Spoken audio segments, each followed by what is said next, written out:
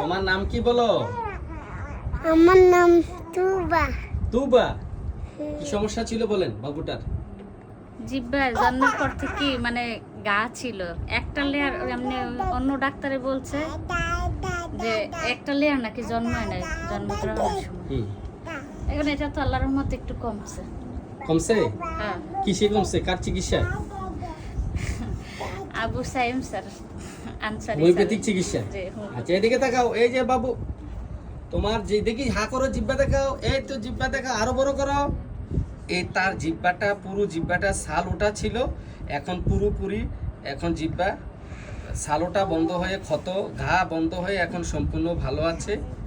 তুমি এখন ভালো আছো। এই বাচ্চাটার ঠোঁটের কোনায় ঘা হতো, জিব্বায় ঘা হতো, ছালোটে যেত, প্রস্রাব ধারেও ঘা হতো। এখন আগের চেয়ে এখন তো সম্পূর্ণ ভালো আছে। হ্যাঁ, হ্যাঁ, এখন সম্পূর্ণ ভালো আছে। ওর টনসিল ছিল, হা করো টনসিলটা দেখি। টনসিল দেখা যাচ্ছে কম এখন। এবং এই বাচ্চা